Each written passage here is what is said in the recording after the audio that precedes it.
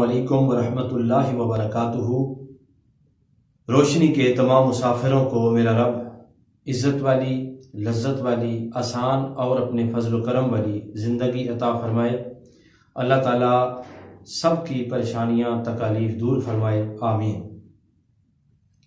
آج موصول ہونے والا سوال سب سے پہلے سن لیتے ہیں، اس کے بعد جواب دیا جائے گا۔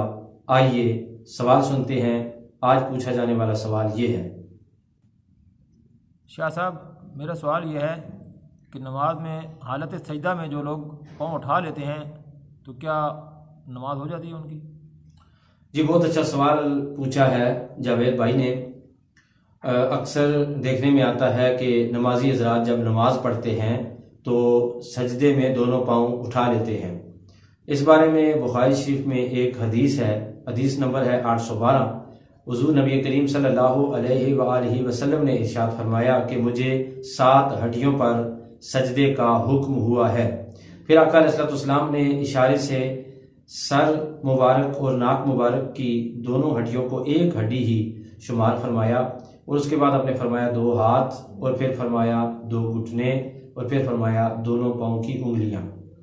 یوں یہ 7 ہڈیاں ہو جاتی ہیں۔ تو اگر سجدے میں دونوں پاؤں زمین سے اٹھے رہے تو سجدہ نہ ہوا۔ علامہ علاء الدین خسکفی رحمۃ اللہ تعالیٰ علیہ المتوفی 1088 ہجری، آپ نے اپنی مشہور کتاب در مختار میں بھی لکھا کہ اگر کوئی نماز پڑھے اور نماز کے دوران اس نے دونوں پاؤں اٹھا لیے تو اس کی نماز فاسد ہو جائے گی، کیونکہ سجدہ فاسد ہو جائے گا، تو سجدہ فاسد ہوگا تو نماز بھی فاسد ہو جائے گی۔ آپ نے یہاں تک لکھا کہ اگر کوئی نمازی نماز پڑھتے ہوئے حالت سجدہ میں پاؤں جما کر زمین پر نہیں لگاتا، بلکہ پاؤں کے دونوں انگلیوں کے ناخن لگاتا ہے، یا پھر وہ کنارے لگاتا ہے انگلیوں کے اور خوب دباؤ ڈال کر پاؤں جما کر زمین پر نہیں لگاتا، تو اس کی نماز بھی نہیں ہوگی، وہ بھی دوبارہ نماز پڑھے گا۔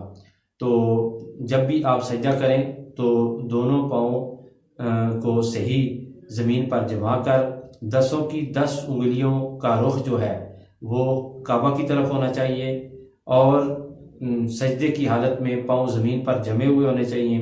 ایسے سجدہ کیجئے، میرا رب آپ کو اور مجھے مرتے دم کلمہ عطا فرمائے، عزت والی موت عطا فرمائے، اور آخرت میں آقا حضور رحمت عالم صلی اللہ علیہ وآلہ وسلم کی شفاعت نصیب فرمائے۔